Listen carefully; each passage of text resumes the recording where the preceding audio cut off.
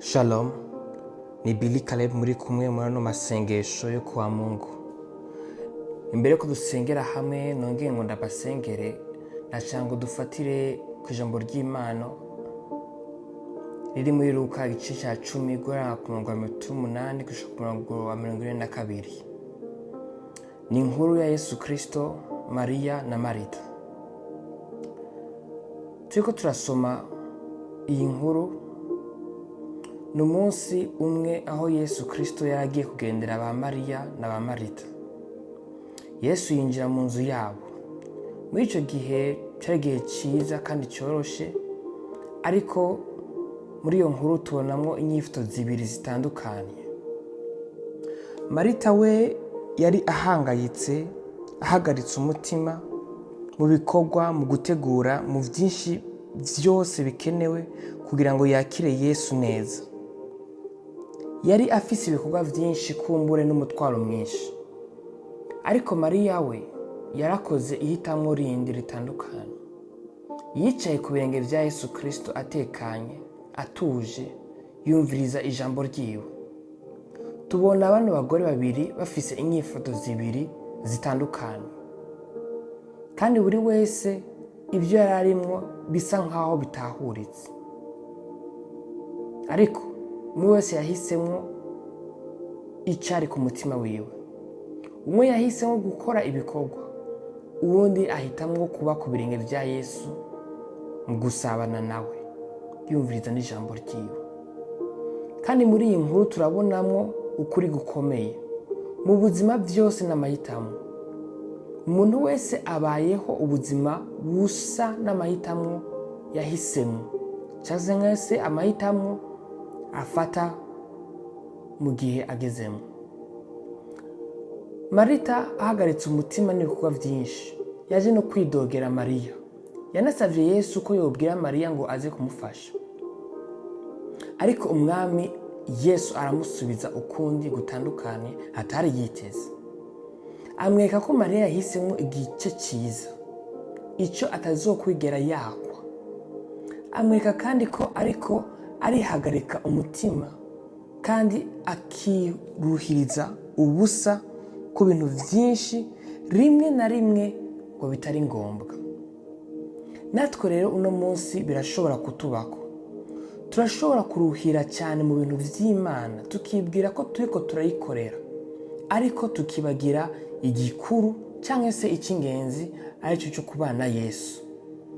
Suko gukorera Imana ari bibi habe namba, ariko Yesu ubwiwe avuga ati singibita abashumba, ahubwo ndabita abakunzi, ndabita abagenzi. Bisigura ngo aduhamagarira mbere na mbere gusabana nawe imbere yuko dukora ibikorwa.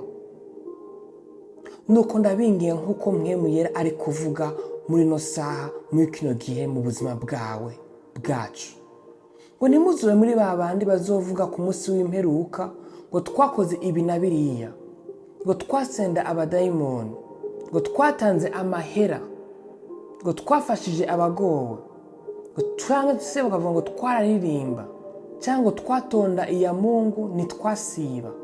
Yesu ngo azobishura ngo sindabazi. Kuko ishikanwa cyangwa se ituro Imana itigera yanga si ibikorwa byacu gusa, ni n'umutima umenetse, umutima w'ukuri, umutima urondera ukubaho kwayo. Abantu baraba ivyo dukora, ariko Imana yo iraba mu mutima. Imana irondera abasenga mu kuri no mu mpwemu imbere yo kurondera amasengesho ku bwinshi. Iraguhamagara uyu munsi mu bwigobeko bwayo, mu kubaho kwisumba byose. Kuko ijambo ryayo rivuga muri Zaburi 91 umurongo wa 1 ngo uba mu bwigobeko bw'isumba byose azohora ari mu gitutu cy'ishobora byose. Ukuba ku birenge bya Yesu kwawe hamwe n'ubucuti n'Imana nico gikomeye, ni naco kiguha ubushobozi mu bikorwa ukora. Ni umugabane utazokwakwa, ni nayo mahigo y'ubuzima bwawe. Nuko rero uno munsi ndagusengera ngo wegere ibirenge bya Yesu Kristo. Mu izina rya Yesu Kristo ndasengeye buri wese karanyumviriza muri kino gihe. Turakanye kwibwira ko twashitse, turahakanye guhendwa n'ibikorwa cyangwa se n'amashi y'abantu. Mu izina rya Yesu Kristo, Mwami ushobora byose, ndasengera buri wese ariko aranyumviriza ngo ukomeze amavi y'iyo Mwami guhora mu nyonga zawe. Mu izina rya Yesu Kristo, Mwami ushobora byose, ureme inyota, ureme inzara y'iby'ukugoroka kwawe, y'ijambo ryawe, y'ugusenga, y'ukubana nawe. Mu izina rya Yesu Kristo, tumenyereza yuko kubana nawe ariyo mahirwe y'ubuzima. Kubana nawe n'uwo mugabane atanumwe ashobora kutwaka. Ibikorwa byacu byohera, hoza n'abandi bakora ibisumba ibyo twakoze, ariko Mwami ubucuti bwacu nawe nigo rufatiro, nigo ntangiriro y'ukwizera kwacu.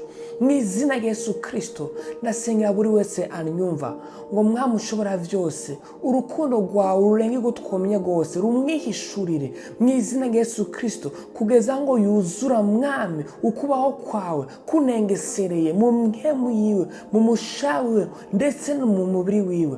Mu izina rya Yesu Kristo, uzigame impemu zabo, uzigame imishaha yabo, uzigame ndetse n'imibiri yabo kugeza kugaruka kwawe kwimirije mu izina rya Yesu Kristo.